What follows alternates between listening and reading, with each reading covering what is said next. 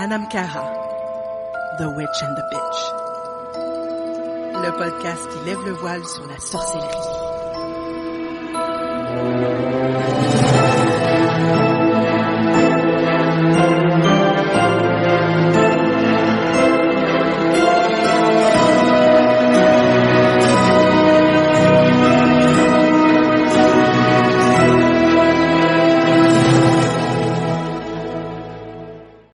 Tu parlais justement de Hoodoo. Ouais. Est-ce que tu veux juste nous donner un peu la différence entre le Hoodoo et le Voodoo, puis nous en parler un peu, parce que ça fait peur à beaucoup de gens, ce type de spiritualité. Je suis pas dans les traditions qu'on va parler. Je suis pas le haut représentant, la référence ultime de chaque tradition. Je pratique le voodoo et le hoodoo, mais pas comme en tant que haut prêtre, puis des trucs comme ça. Donc, tu l'as dit de toute façon, faire une pratique éclectique. C'est ça. C'est vraiment des outils que j'ai incorporés à ma pratique. Si je fais un rituel voodoo, ben, je le fais voodoo, des choses comme ça. Mais c'est ça. Donc, encore une fois, le voodoo a été démonisé, si je peux dire, par Hollywood. Yeah. On pense encore juste au concept de, mettons, American Horror Story, Coven, puis toutes les autres, les poupées voodoo, les choses comme ça qu'on entend, mais ça a un peu rien à voir. Le voodoo et le hoodoo, on fait la différence. Souvent, il y a certaines personnes qui vont dire que le voodoo, c'est la religion et le voodoo, c'est la magie derrière la religion. Je suis comme un peu moyen d'accord avec ça. Okay. Le voodoo va être une religion, oui. Ça a été notamment déclaré par l'Église catholique comme étant une religion à part entière. Donc le voodoo est généralement le service des lois. Les lois, c'est les esprits du voodoo. Donc, c'est pas vraiment des divinités. C'est ce que j'allais te demander, parce que moi, je travaille pas du tout avec le voodoo dans ma pratique, même si c'est éclectique, ou pas à ce que je sache. Non, je travaille pas avec. Je dis pas que je l'ai jamais touché, là, mais c'est pas quelque chose que j'utilise dans ma pratique parce que je connais vraiment pas assez ça. Mais c'est ce que j'allais te demander au niveau. On parle pas de Dieu et de déesse. On parle pas de Dieu et des déesses, on parle d'esprit. Parce qu'il y a un grand Dieu. C'est une religion monothéiste, ultimement. Okay. C'est un peu comme le catholicisme. Là, je vais encore parler de ça. Il y a Dieu, puis il y a les anges, archanges, saints, des trucs comme ça. Les lois, c'est ça. C'est les saints, les archanges, les anges, des trucs comme ça. Donc, c'est des esprits qui vont souvent, des fois, servir d'intermédiaire avec mon Dieu, qui va être Dieu, et qui va accompagner les praticiens dans leur vie, souvent tous les jours. C'est un panthéon, si on peut dire, en air quote, très horizontal, qui est très proche de la Terre, parce que, ultimement, c'est une tradition qui est très proche de la Terre. Mais quelqu'un m'avait déjà dit que la majorité des traditions dans la sorcellerie sont des traditions verticales, tandis que le voodoo, c'est horizontal. C'est ça. La majorité, par exemple, quand on parle de dieu, déesse, par exemple chez les Grecs, ou chez les Celtes, ou chez les Norses, souvent le but c'est d'atteindre le divin. Donc ça va être souvent des archétypes divins, les dieux et déesses, qui vont nous aider à amener un peu plus de sacré, de connexion avec plus grand que nous. Ouais. Avec le voodoo, selon ma perception à moi, c'est... Ben déjà, il faut comprendre l'histoire l'histoire de où ça part. Le voodoo a été pratiqué en Afrique pendant longtemps, mais beaucoup en Haïti. Ça s'est apparu pendant la traite négrière, en fait. Avec l'ancien royaume de Dahomey en Afrique. Donc, ils sont partis jusqu'en Haïti et toute la diaspora, en fait, africain, avec cette religion-là, cette vénération, ce service-là des lois. donc sont arrivés en Haïti et étaient des esclaves. Ouais. Donc, je pense pas que le but c'était de être plus proche du divin, mais de survivre. Ouais. Disons que les priorités n'étaient pas les mêmes. Mm-hmm. Donc, le but, c'est d'avoir un peu plus d'argent, peut-être avoir trouver une femme ou un mari, avoir des enfants, avoir du sexe, ultimement, des choses. Protéger aussi d'énergie négative d'autres lois, etc. Ben, c'est ça. Donc, ultimement, c'était très bassement humain parce que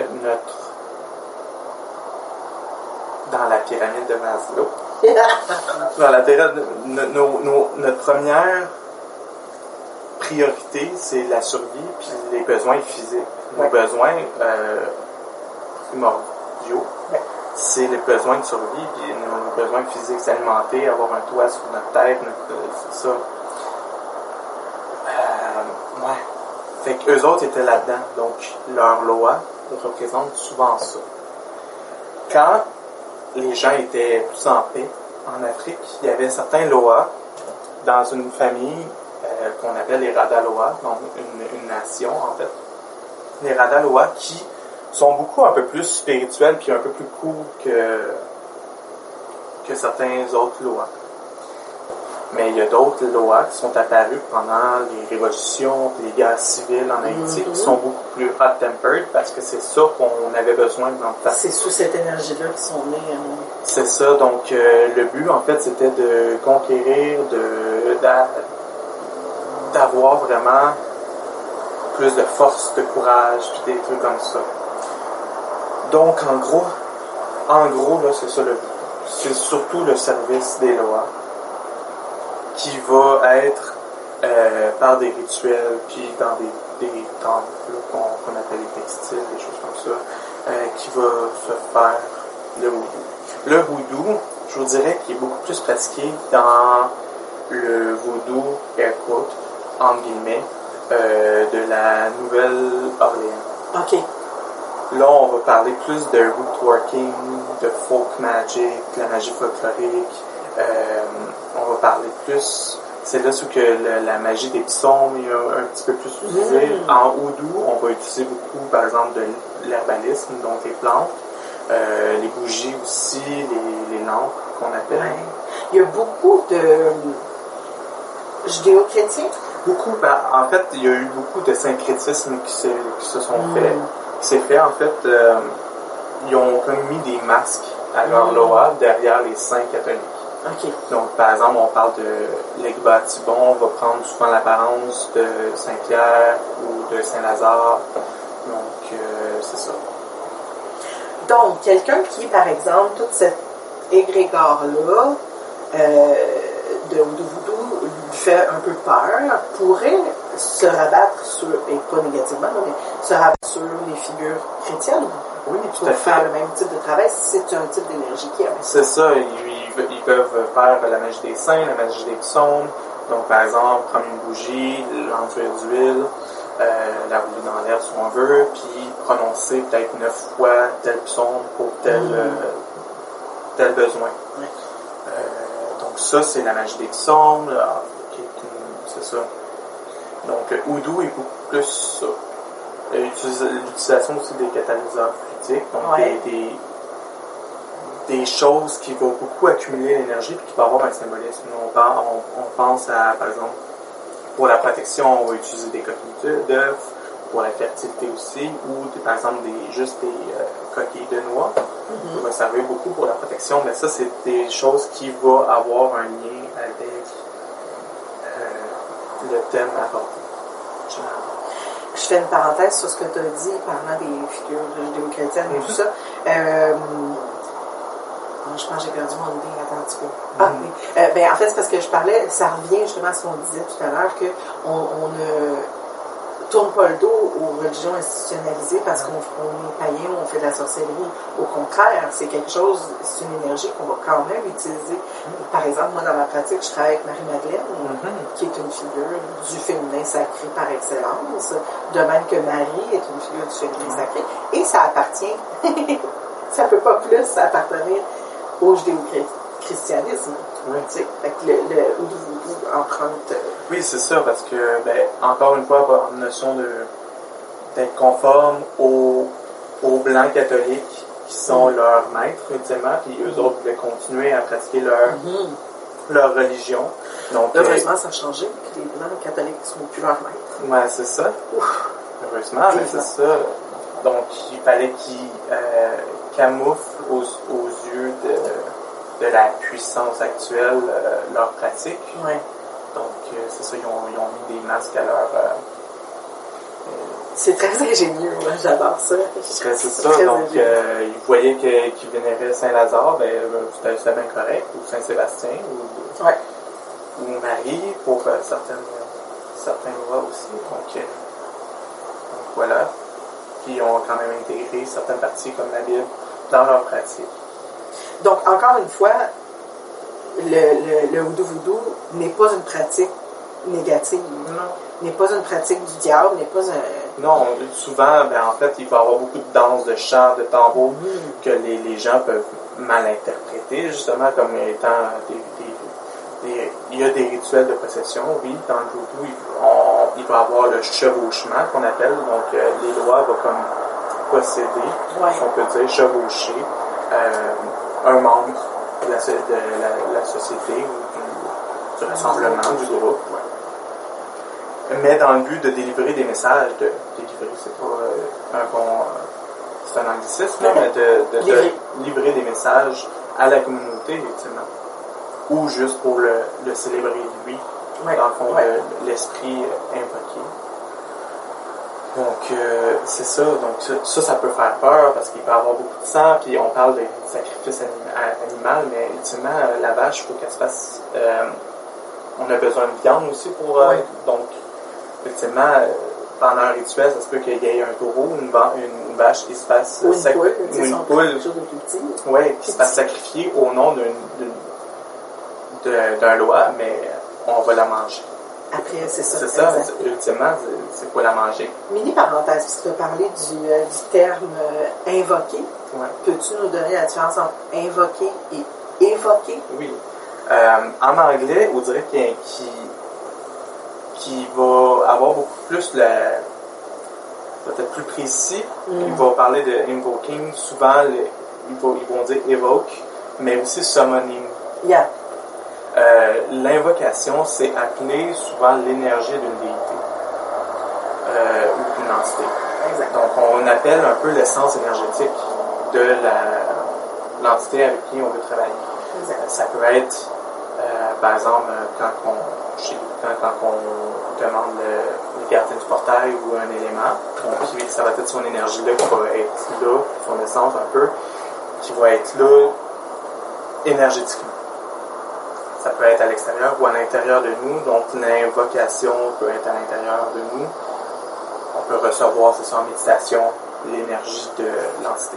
L'évocation va être nécessairement, généralement, la présence physique de l'entité. Donc on demande, par exemple, à, je sais pas, l'archange Michael, de se présenter devant toi. Bonne chance. Mais on parlait tantôt de mots, qu'il y avait un égrégore derrière chaque mot. Donc, c'est important, vraiment, surtout en commençant, quand même, on va dire invoquer dans nos rituels. On va commencer par invoquer. Non, c'est ça, on va demander d'invoquer, puis ultimement, les mots vont être importants, mais je pense pas qu'un praticien débutant va être capable d'évoquer. Mais de toute façon, il y a plein de gestuels et d'actes magiques et rituels qui doivent être faits pour que l'évocation fonctionne. Oui, c'est ça, parce que c'est quand même une entité, ça dépend de l'entité en même temps. Oui, exact. Si c'est une entité plus bassement humaine que l'énergie au densifier son énergie est moins importante, ben là, ça peut se faire un peu plus facilement. Si par exemple vous voulez évoquer un archange, que son énergie est comme infiniment plus grande que la vôtre puis la capacité de votre pièce, ben ça va vous prendre beaucoup plus d'éléments pour aider à densifier son énergie pour qu'il soit tellement dense que vous le voyez matériellement. Ouais. Souvent, ça va être plus une densification, puis il va y avoir un support, souvent le miroir ou la fumée d'un encens, qui est quand même subtil pour, c'est ça. Tandis que, voilà, si déjà son énergie est quand même assez dense, ben, ça va être plus facile de densifier. Donc, c'est ça l'évocation, c'est ultimement, le but recherché de ça, c'est de matérialiser une entité devant soi pour avoir une communication un peu plus claire que juste une énergie qui passe. Exact. Excellent. Encore une fois, n'hésitez pas s'il y a des sujets que vous êtes, comme moi, moins ferrés, comme le Houdou Voodoo. Gênez-vous pas de poser des questions. C'est ça, puis on peut faire un podcast juste sur ça si ça vous intéresse. Oui, exactement. Tu parlais justement de évoquer ou invoquer, on va parler invoquer des entités comme les anges, les archanges. Oui. Parlons un peu des créatures mythiques avec lesquelles parfois on va être porté à travailler. Et là, on parle là, vraiment de les fées, les gnomes, les dragons, les elfes, mais on peut rajouter dans cette catégorie-là de créatures mythiques les griffons ou même les vampires, les lycanthropes et tout ça. Les licornes, oui. Si tu me permets, je vais d'abord parler des vampires. Oui. Okay. Parce que dans la magie de protection, encore une fois, je parle que oui, effectivement, les vampires existent.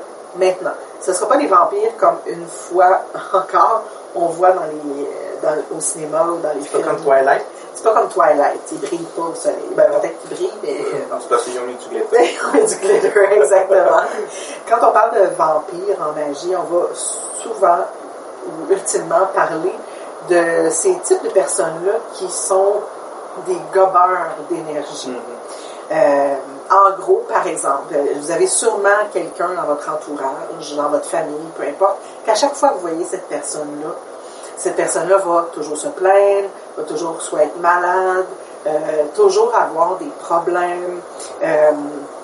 Et une fois que vous avez terminé de parler avec cette personne-là, vous êtes épuisé. Cette personne vous a vampirisé votre énergie.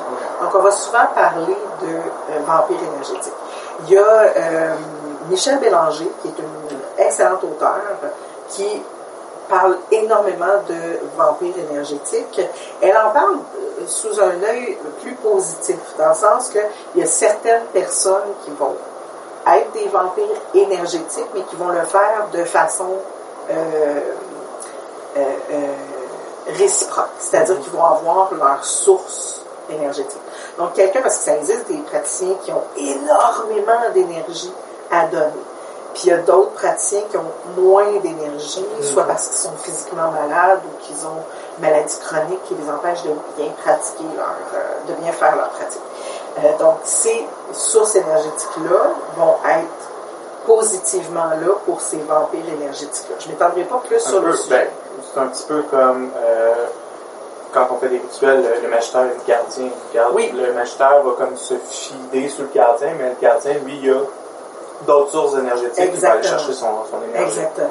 Mais quand on parle de créatures mythiques, comme les vampires, non, les vampires, Dracula, ces affaires-là, j'aimerais bien ça vous dire que que ça existe, puis peut-être qu'il y en a un qui va venir me visiter éventuellement pour me dire j'existe.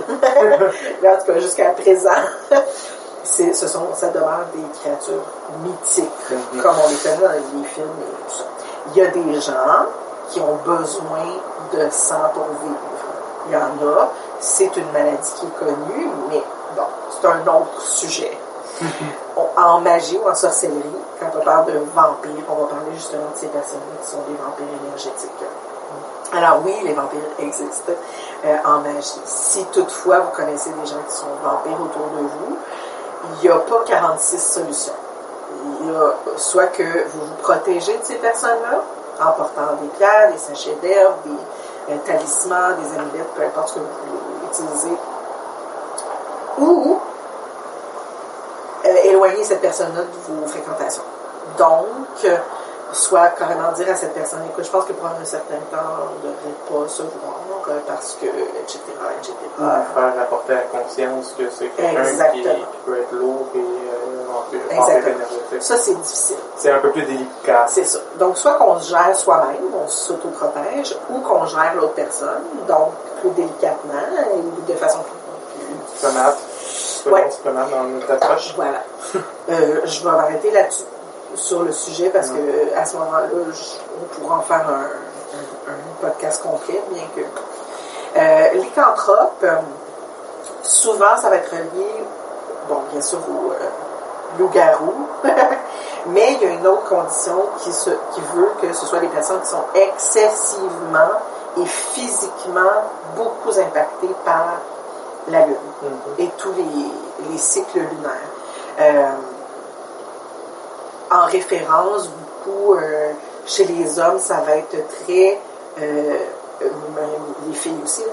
Et chez les hommes, ça va être beaucoup le caractère un peu plus agressif.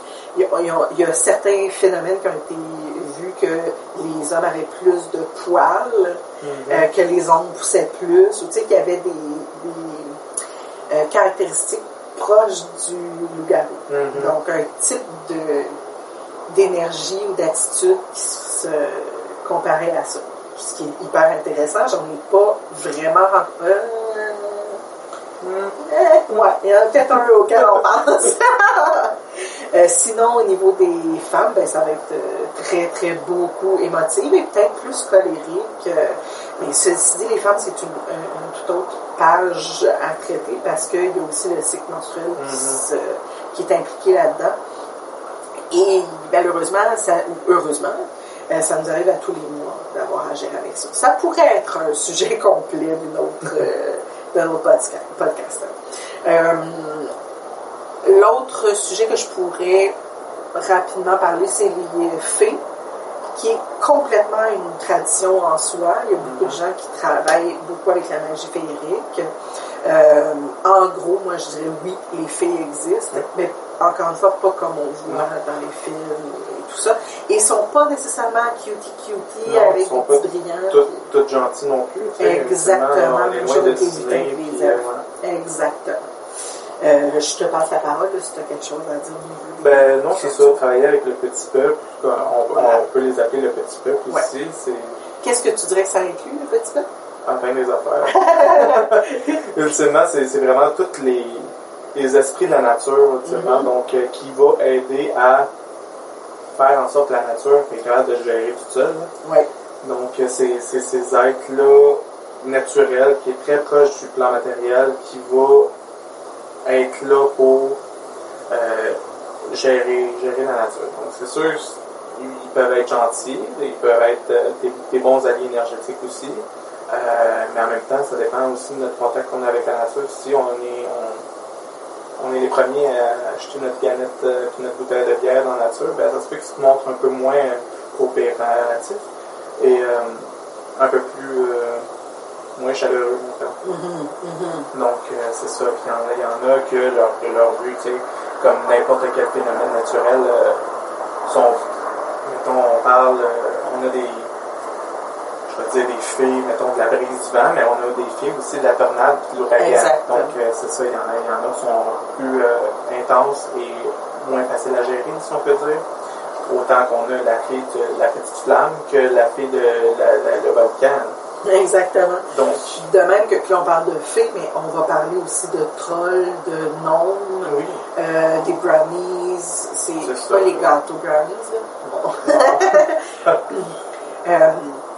Et encore une fois, si on décide de travailler avec le petit peuple, faut s'attendre à ce qu'éventuellement, peut-être si on referme pas bien notre cercle, on renvoie pas bien les énergies à la fin du rituel, on peut s'attendre à ce qu'il y ait des choses étranges qui se passent chez nous. Oui, c'est ça. C'est très... souvent, c'est très ludique comme énergie. Ils aiment beaucoup jouer, beaucoup, des fois, le contact avec les hommes selon l'identité. Donc, ça se peut qu'ils jouent avec nous, avec la clochette, avec le chat, avec des trucs comme ça. Ça peut avoir une énergie un peu enfantine. Donc, c'est ça. Ça dépend vraiment de l'entité. Il y a des livres qui existent sur comment contacter le petit peuple et comment s'en protéger. Certaines entités. Donc, Ouais. Donc, oui, ça existe. Faites vos devoirs sur comment qu'on les aborde et comment qu'on travaille avec. Rapidement, au niveau des énergies du dragon, par exemple, parce qu'il y a aussi une traduction. Peut-être. Une tradition qui travaille beaucoup avec la magie des dragons. Qu'est-ce que tu pourrais en dire?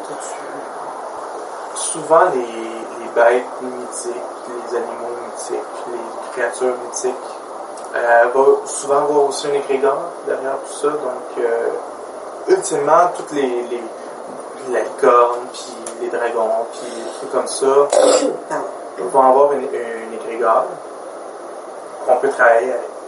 Il va avoir, mettons, les griffons, on peut l'avoir en méditation qui vient. L'égrégore, souvent l'égrégore du griffon qui va venir. Les dragons, ça va dépendre encore une fois de la tradition. Il y a la tradition draconique qui existe. Mais souvent, c'était aussi pour désigner certains courants énergétiques, les ley lines, les lignes de ley. Ouais. Donc, les lignes souterraines d'énergie étaient souvent appelées les dragons de la Terre, des trucs comme ça. Donc, voilà. Ça dépend vraiment du point de vue. Parlant de dragon, oui. On va rapidement aborder ce sujet-là parce qu'on a une idée de podcast qui est spécifiquement pour tout ce qui est cinéma, télé, tout ça. Oui. On parlait de Harry Potter, on parlait de dragon. Fait que moi, personnellement, ce que je peux dire de Harry Potter, j'adore Harry Potter. Ouais. J'ai adoré les livres, puis j'ai adoré les films aussi. J'aime beaucoup cet univers-là. Par contre, je te dirais qu'il y a beaucoup de choses dans Harry Potter, comme la Mandragore ou le Mugwort ou ce genre de choses-là, qui sont fondées parce que, oui, on utilise sans magie, les dragons, en l'occurrence.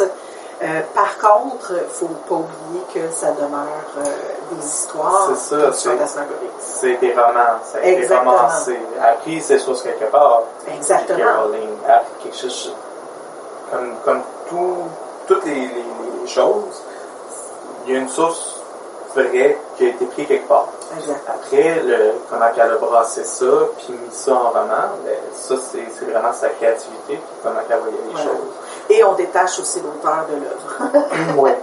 Oui. Quand même. Une mention qu'on fait. Donc, oui, non, c'est ça. Donc, l'œuvre, c'est vraiment sorti de la tête de quelqu'un qui a pris comment elle voyait ça, et elle l'a écrit. Exact. Je pense pas que c'est une praticienne. Je penserais pas. Non, j'ai pas entendu que c'était une praticienne. Par contre, il y a des œuvres, par exemple comme The Craft, et même si on parle un peu plus récemment sur The Chilling Adventure of Sabrina, c'est qu'il y avait quand même des éléments qui ont été intégrés, qui sont réels parce qu'il y avait des praticiennes. Oui. Fairuza Balk. Oui, c'est ça. Et praticienne, puis elle a intégré des choses qui sont véridiques. Mais il y avait quelqu'un d'engagé, une praticienne, je me souviens plus de son nom, excusez-moi, là, si vous le savez, marquez-le dans les commentaires, mais regardez le making-of des sur le DVD, ou le Blu-ray, excusez, et vous allez voir le nom, là, Patricia quelque chose, il me semble. Elle avait été engagée pour être consultante. Donc maintenant, on en reparlera quand on fera le podcast sur il y a des choses qui sont vraiment fondées, puis d'autres que tu fais « Wow! » Oui, c'est ça. Ça reste quand même...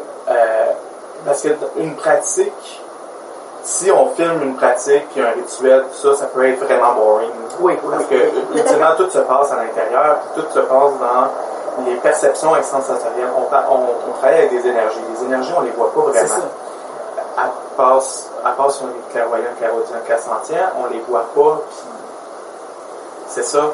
Exact. Ça se transmet pas avec une caméra. Exact. Donc, mettons, si on a une caméra ou un micro présentement, puis que Kim, elle entend une entité lui parler, ben, le micro ne le prendrait pas. Donc, ça fait une pratique qui est très boring d'un point de vue visionnement et écouter quelque chose. Donc, Hollywood a mis des effets spéciaux. Exactement. Qui fait en sorte de rendre ça un peu plus spectaculaire. C'est ça. Mais il y a certains symboles qui sont particulièrement intéressants. Puis encore une fois, dans Sabrina, de Gillian Thatcher of Sabrina, il y a une praticienne qui était dans l'équipe de production qui dit « Ah, on pourrait intégrer ça, ça pourrait être particulièrement intéressant. » Puis donc, c'est ça. Puis, comme tu disais, Firuza Balk dans The Craft, si je ne m'abuse, il me semble que c'est ce livre-là, là, mais quand elle est parce que je ne l'ai pas écouté 100 fois, mais à peu près, ils vont à un moment donné à l'église, je ne sais pas quoi, une rencontre. Elle est en train de lire un livre, puis il y a l'arbre séphirotique de la cabane qui est sur le front, fait qu'elle lit sur la cabane. Oui, puis il y a certaines lignes que c'est certaines lignes qui est tirées de la Wicca, des trucs comme ça. Exact. Ceci dit, on n'est pas en train de vous dire qu'il faut se baser sur ce film-là. Non. Ou sur la série de livres sorcières pour faire vos rituels. On s'en parlera ça aussi. Mais c'est ça, au départ, il y a des choses qui sont vraies, mais qui ont été tournées et qui ont été romancées et spectacularisées. Exactement. Ouais. Oui. Parce que vu de l'extérieur, c'est ça, un rituel est vraiment, vraiment boring. Oui, moi puis ça t'est arrivé aussi quand on faisait des rituels à la boutique. Il y avait des gens, c'était leur première fois qui venaient, puis souvent c'est parce qu'il y avait un travail à l'université ou de secondaire. Oui, c'est ça, des anthropologues. Exactement, à faire. Puis nous, on leur disait souvent, non, vous ne pouvez pas filmer le rituel, vous pouvez assister, vous ne pouvez pas enregistrer non plus. De toute façon, tout ce que vous possédez ou vos sacs et tout ça, ça reste à l'extérieur du temple. Mais souvent, à la fin, ils faisaient « Ah, c'est juste ça! » Oui, c'est pas sorcier. Non, c'est ça, mais le nombre de fois que les gens ont été touchés parce qu'ils ont participé, puis parce qu'ils ont vécu des affaires qui sont comme tellement plus grandes. Exactement. Plus grand qu'eux, puis il y a un concept en magie qu'on appelle le silence de l'initié. Donc, qu'est-ce qui se passe dans un rituel? Ça reste dans un rituel parce que c'est justement des concepts qui sont tellement plus grands que nous, tellement sacrés, que, encore une fois, comme le concept d'Anna Carrel qu'on parlait tantôt, c'est plus grand que des mots. Oui, exactement. C'est des choses qu'on dit de ne pas partager aux autres parce que, l'autre personne ne sera pas capable de comprendre parce que n'a pas vécu l'expérience que tu as vécue. C'est désacralisé. C'est désacralisé complètement. Puis, en plus, vous ne serez pas capable d'utiliser les bons mots pour l'exprimer parce que vous ne trouverez pas les bons mots pour l'exprimer. Exact. C'est ça. Puis en même temps, c'est ça. Je donne souvent l'exemple, le silence de l'initié, c'est quand vous écoutez une vidéo YouTube, une vidéo TikTok qui vous a fait mourir de rire. Exact. Vous avez tellement aimé ça, puis oh my god, vous avez fait j'aime. C'est ça. Puis vous le montrez à quelqu'un d'autre, puis que la personne fait comme c'était drôle, mais vous allez revoir la vidéo un peu têtée de cette expérience-là, de comme finalement c'est pas si drôle que ça. Bon, comme moi, quand j'entends une blague, je trouve ça très drôle. Quand j'essaie de la raconter, c'est moins drôle. C'est moins drôle. Mais c'est ça, mais après ça, vous allez remarquer, vous allez commencer à vous confondre en excuses. J'étais fatigué. Vous allez essayer de rationaliser l'expérience que vous avez vécue. Exact. J'étais fatigué. Il fallait être là pour la rire, des choses comme ça. Donc, ça vient de désacraliser votre moment, puis le moment où ça sera peut-être teinté de l'opinion d'une autre personne. Exact. C'est clair, ça. Fait que le silence de l'initié, quand vous arrive quelque chose de sacré, gardez-le pour vous, fermez avec ça. Tout ça pour revenir à Harry Potter. Harry Potter. Qui, comme je disais au départ de mon opinion, pour moi, Harry Potter va toucher au niveau magique, du moins en moi, si on tourne à la sorcellerie puis on le ramène à quelque chose de plus sacré, va toucher tout ce qui est enfant intérieur. Oui. Tout ce qui est capacité d'émerveillement, de bonheur, d'encore s'émerveiller malgré l'âge qu'on peut avoir. Et encore une fois, on détache l'auteur de l'œuvre, mais je pense qu'il y a tellement de belles leçons à prendre dans ça. Puis, d'un certain côté, j'ai envie des gens qui n'ont jamais lu ou lu, on va dire, parce que l'expérience des romans est absolument extraordinaire, qui n'ont jamais lu et qui connaissent à peu près rien du monde de Harry Potter, parce que de le lire, de le découvrir, c'est vraiment fantastique. C'est vraiment le fun. Et je pense que tout le monde devrait au moins se donner ce petit plaisir coupable-là. Et n'importe qui a vu des trucs sur Harry Potter, des entrevues, des acteurs et tout ça après, pour eux aussi, ça a été vraiment une expérience transformative